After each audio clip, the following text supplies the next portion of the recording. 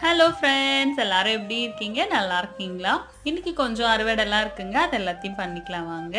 கொத்தமல்லிங்க almost ஒரு பூ வர ஆரம்பிச்சிருச்சு. இதுக்கப்புறம் விட்டா முத்திடுங்க. அது எல்லாத்தையும் அறுவடை பண்ணிக்கலாம். ஒரு கட்டு போல கிடைச்சிருக்குங்க. நம்ம கிளீன் பண்ணி அப்படியே சமைக்க பயன்படுத்திக்கலாங்க. ஃப்ரெஷ்ஷாக கிடைச்சிருக்குங்க. இது வளர்க்குறது ரொம்ப ஈஸிங்க. ஒரு 2 மணி நேரம் கொத்தமல்லியை வந்து அப்படியே கையிலேயே உடைச்சு ஊற வச்சாலே போதும். அப்படியே மண்ணில் தூவி மேலே தேங்காய் நார் போட்டாலே சூப்பராக வந்துருங்க. அப்புறம் இன்னைக்கு பார்த்தீங்கன்னா கீழ்காடனில் பூசணிக்காய் இருந்ததுங்க. அதையும் பறிச்சுட்டு வந்தாச்சு. அப்புறம் 2 ரகம் காராமணி இருந்துச்சுங்க. ஒரு கட்டு போல் கொத்தமல்லி கிடச்சிருக்கு. செரி டொமேட்டோ கொஞ்சம் இருந்ததுங்க. அப்புறம் கத்திரிக்காய் ஒரு 2 ரகம், வெண்டைக்காய் கொஞ்சம் இருந்ததுங்க. வெண்டைக்காய் வந்து முடிஞ்சிருச்சுங்க ஆல்மோஸ்ட். இப்போ வேறு பேட்ச் போட்டிருக்கோம். இனிமேல் தான் வர ஆரம்பிக்கும். இன்றைக்கி பார்த்தீங்கன்னா இவ்வளோ அறுவடை கிடச்சிருக்குங்க. ரொம்ப சந்தோஷம். நீங்களும் இந்த மாதிரி ஆர்கானிக்காக விளைவிச்சு சாப்பிடுங்க. உடம்புக்கு ரொம்ப நல்லது.